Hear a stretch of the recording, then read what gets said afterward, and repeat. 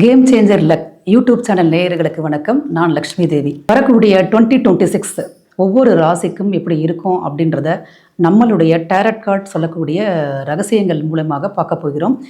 ஒவ்வொரு ராசிக்கா பார்த்துட்டே வரப்போகிறோம். இப்போ ஃபர்ஸ்ட் நம்ம பார்க்கக்கூடியது மூல ராசிக்கான 2026 நம்மளுடைய டேரட் கார்ட் சொல்லக்கூடிய ரகசியம் என்னன்றத பார்க்கலாம். மீன ராசி கால புருஷனுக்கே 12வது ராசியாக வரக்கூடிய மோட்ச ராசி. 11 ராசிகளையும் கடந்துட்டு வாழ்க்கையினுடைய கடைசி பகுதியை குறிக்கக்கூடிய ராசி தான் மீனம்.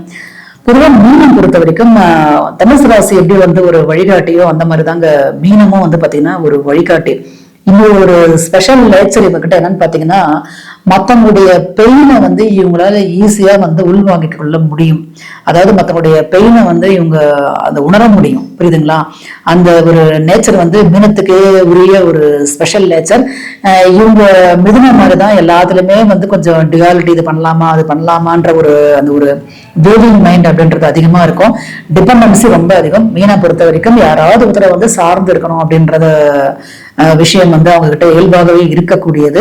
சோம்பேறித்தனம் கொஞ்சம் கொஞ்சம் அதிகமாக உண்டு. ஏன்னா சில பேர் நிறைய நீங்க மீனராசி பாத்தீங்கன்னா பேசிக்காக நிறைய நீட்ஸ் அவங்களுக்கு ஃபுல்ஃபில் ஆகிடும் லைஃப்ல. ரொம்ப இவங்க எஃபர்ட் எல்லாம் போட்டு கஷ்டப்படணும்னு நினைக்க மாட்டாங்க. ஆரம்ப கால வாழ்க்கையெல்லாம் பார்க்கும்போது சில பேருக்கு நல்லாவே ஒரு ஆடம்பர வாழ்க்கை அமையிறது, ஈஸியாவே லைஃப்ல கிடைச்சிருது. அந்த மாதிரி கிடைச்சிருக்கிறதுக்கான சான்சஸ் மீனத்துக்கு உண்டு. உங்க மனசு பாத்தீங்கன்னா இது ஒரு மோட்ச ராசி அப்படின்றதுனால ஒரு மாதிரி ஒரு மனசு ஒரு ஊசலாடும். இந்த ஆன்மீகத்துக்கும் லௌகிகத்துக்கும் இடையில எப்பயுமே ஒரு ஊசலாடிட்டே இருப்பாங்க இவங்க.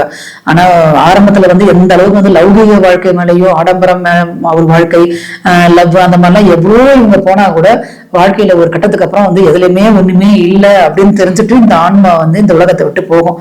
அதுதான் நம்ம இந்த மீனத்தை சொல்றோம். ஓகேங்களா?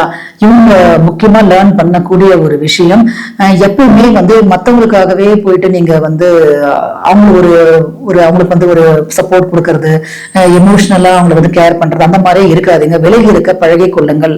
புரியுதுங்களா? அப்ப உங்களை பயன்படுத்திட்டு அவங்க அது உங்களுடைய வளர்ச்சி தடைப்பட்டு அவங்க தன்னை வளர்த்துட்டு போயிடுவாங்க. ஓகேங்களா? அந்த தன்மை மீனத்துக்கு உண்டு. அதனால கண்டிப்பா நீங்க பவுண்டரிஸை செட் பண்ணிக்கோங்க. எந்த ஒரு உறவாக இருந்தாலுமே உங்களுக்குன்னு ஒரு எல்லையை நீங்க வகுத்துட்டு நீங்க இருந்தீங்கன்னா மட்டும்தான் ஜெயிக்க முடியும். ஏன்னா மத்தவங்களுக்காக குடும்ப உறுப்பினர்களுக்காக நான் அவங்களுக்காக போய் இருந்தேன், இவங்களுக்காக போய் இருந்தேன் அங்கங்க போறது, அவங்களுக்கான வேலைகளை நீங்க செய்யறது, அந்த மாதிரி செய்தீங்கன்னா உங்களுடைய சுய முன்னேற்றம் அப்படின்றது பெருமளவு பாதிக்கும். அதே நேரத்துல மத்தவங்களுடைய கஷ்டங்களை அதிகமா கேட்க மென்டலி உங்களுக்கே டிப்ரெஷனும் ரொம்ப அதிகமாயிடும்.